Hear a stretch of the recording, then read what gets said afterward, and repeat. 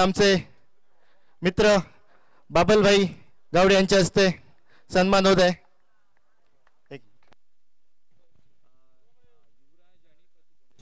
Yes okay umpire पंचाचा इशारा सामना सुरू होण्याचा. सुरेश मध्ये आहे चेंडू आणि त्याचबरोबर सामना करेल प्रतीक.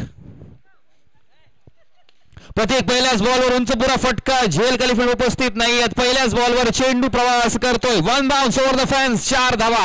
प्रतीक गवंडेने गेल्या मॅचचा फॉर्म या मॅचवर सुद्धा इकडे बरकरार ठेवलाय. चालू ठेवलं मोमेंटम. स्वागत केलंय सुरेश मांजरेकरचं एका चौकाराच्या सहाय्याने. एका षटकाचा सामना म्हणजे प्रत्येक चेंडूवर मोठा फटका मारण्याची मानसिकता असेल प्रतीक गवंडेची आणि ती दर्शवतोय पहिल्या चेंडूवर. त्यावेळेस फटका फसलाय. फील्ड थोडासा लांब आहे. दे पोहोचू शकेल का? फिल्डर पोहोचला तर नक्कीच पण कॅचला कन्वर्ट करू शकला नाही आणि तोपर्यंत इकडे मिळतील 2 धावा अगदी सहजरित्या. 2 धावानंतर धावसंख्या पळवली गेली जाईल 6 धावांवर.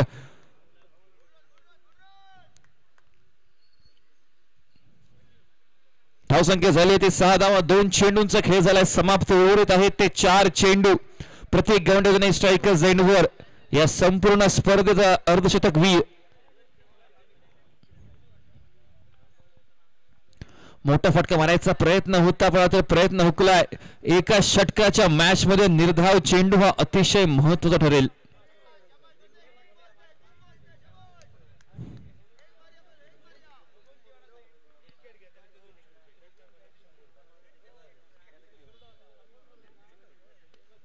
टाउन दी ग्राउंड मारला फटका. 1 धाव पूर्ण केली जाईल. दुसऱ्या धावेकडे पावलं वळवतील का? इकडे कॉल केलंय नक्कीच प्रतीकने. होल्ड करून ठेवलं होतं स्ट्राईक आणि त्याचबरोबर पंचांचं बोट हे उंचावतंय. युवराजला माघारी परतावं लागेल. पुढचा फलंदाज कृपया लवकरात लवकर पंचाकडे पावलं वळवा विनंती करतो. लवकर लवकर ग्राउंडवर पोहोचा. पुढचे फलंदाज अजून एक सामना व्हायचा आहे. त्यानंतर एक महत्वपूर्ण बाद फिरीचा सामना होईल. विनंती करतोय पुढचा फलंदाज लवकरात लवकर मैदानावर पावलं टाका. दरम्यान धावा झाले ते एकंदरीत 7. चेंडू झालाय 4. उर्वरितच्या 2 चेंडूंचा खेळ बाकी.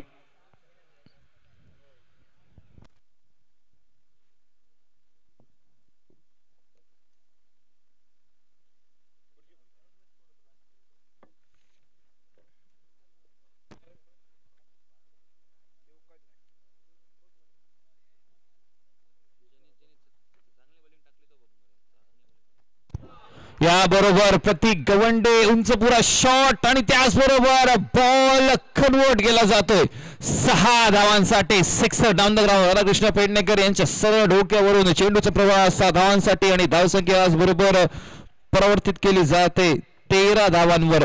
अंतिम चेंडू जो ठरवेल टार्गेट काय असेल.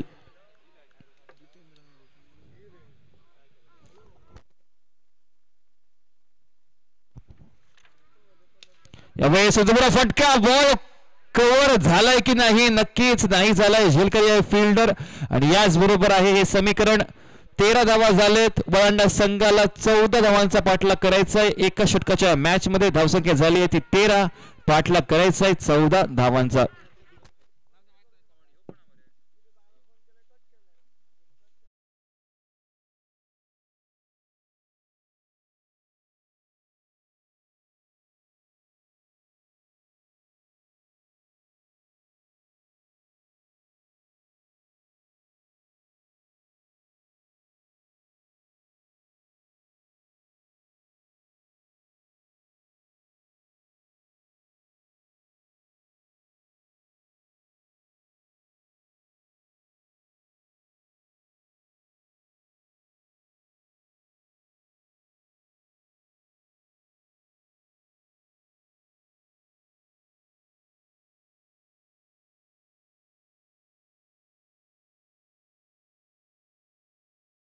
Ready express Gauresh Kamble.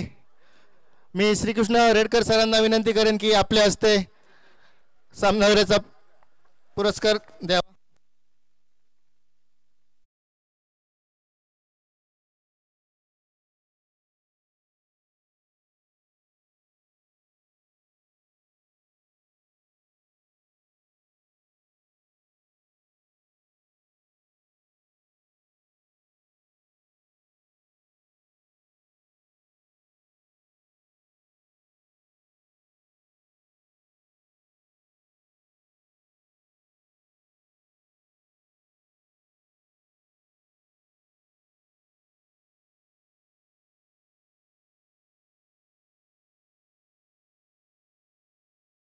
हमला करायची एकंदरीत 14 धावा तर विनंती करतोय सलामीची जोडी आपण लवकर पाठवा.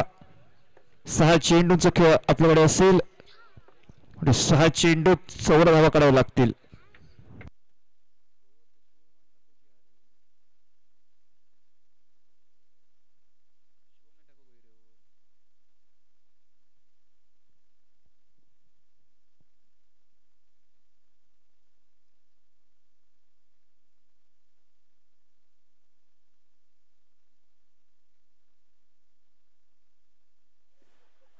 दरम्यान गोपाल भाटे यांचं आगमन होते. मंडळाचे खूप खूप स्वागत. त्यांना विनंती असेल त्यांनी व्यासपीठावर स्थानापन्न व्हायचं आहे.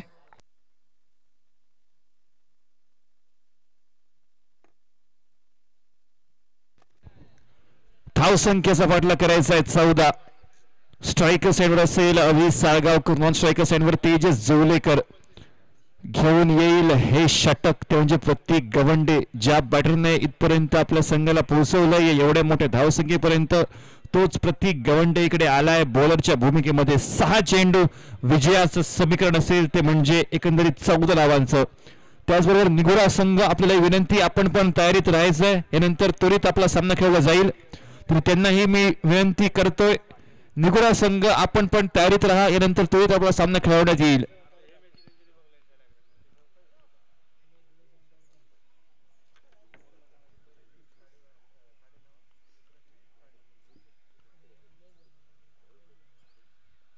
पहिला बॉल फुल टॉस झेल खाली योगेश परब आणि सुंदर फील्ड. नक्कीच आपल्या संघासाठी महत्वपूर्ण तिकडे योगदान दिलंय.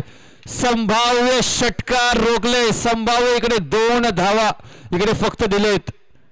खराब चेंडू होता आणि पहिल्याच बॉलवर अभि साळगावकर सारख्या एका उंच पुऱ्या बॅटरला फुल टॉस चेंडू म्हणजे जवळपास हा सामना आपल्या बाजूने झुकवला होता. अभिच्या त्या शॉटने जो पुल केला होता but thanks to Yogesh Parab तिकडे बॉल अडवला जातोय. नक्कीच हे 4 धावा संजीवनी स्वरूपात येतील. 5 चेंडू विजयासाठी पाराची गरज आणि त्याचबरोबर 1 धाव निर्धाव चेंडू मदत करतील यावेळेस. अभि साळगावकर नक्कीच थोडासा नाखुश आहे आपल्यावर. विजयाचं समीकरण 11 धावा आणि उरलेले आहेत ते 4 चेंडू. 4 चेंडू आणि 11 धावांची गरज. अतिशय चुरस उडवणारा हा फटका. अभि साळगावकरने नक्कीच जर पहिल्या बॉलवर षटका ठोकण्यात यशस्वी झाला असता तर तणाव वाढला असता परबॉडी संघाला. पण योगेश परबने चांगलं काम केलं. डाऊन द ग्राउंड बॉल आलाय आणि जोपर्यंत चेंडू फील्ड केला जाईल शिवतो स्क्रीनवर तोपर्यंत इकडे मात्र 1 धाव. विजयाचं समीकरण उर्वरितचे 3 चेंडू आणि 10 धावांची आवश्यकता. 3 चेंडू आणि 10 धावा.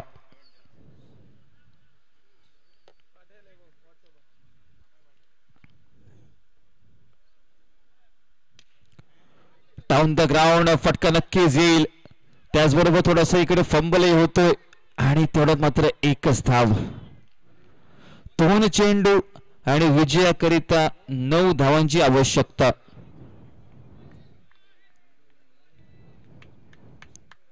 2 चेंडू 9 धावांची गरज. Tejas Solekar hard hitter striker साइडवर.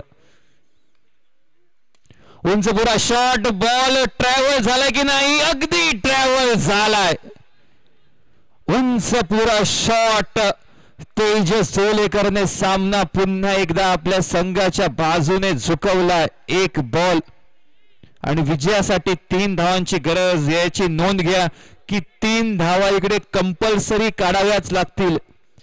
Compulsory चेसचा नियम आहे म्हणजे आपल्याला 3 धावा काढाव्याच लागतील. 1 चेंडू 3 धावांची गरज. तेजस सोलेकरने सामना पुन्हा एकदा आणलाय. 1 चेंडू 1 शॉट. 2 संघांचं भविष्य या एका बॉलवर.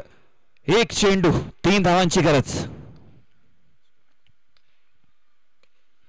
आणि याचबरोबर फटका फसलाय आणि अर्थात त्याचबरोबर धाव घेण्याची इकडे संधी नव्हती आणि जो प्रयत्नही केला नाही. आणि याचबरोबर या सामन्यामध्ये विजयश्री संपादन करतायत ते परबॉडी संघ. विनंती करतो परबॉडी संघाचा कॅप्टन कमेंट्री बॉक्सकडे यायचंय. त्याचबरोबर निगोरा टीमचा एक कॅप्टन इकडे यायचंय कमेंट्री बॉक्सकडे.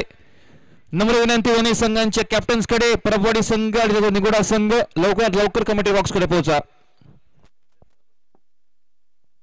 आणि त्याचबरोबर स्पर्धेत सहभागी झाल्याबद्दल ओलांडा संघ आपण मनपूर्वक आभार देतो. तुमचा मौल्यवान वेळ या स्पर्धेसाठी दिलात. या स्पर्धेमध्ये सहभाग घेऊन या स्पर्धेची शोभा ही वाढवली. आपले मनपूर्वक धन्यवाद संपूर्ण गिरवा मित्र मंडळाच्या वतीने.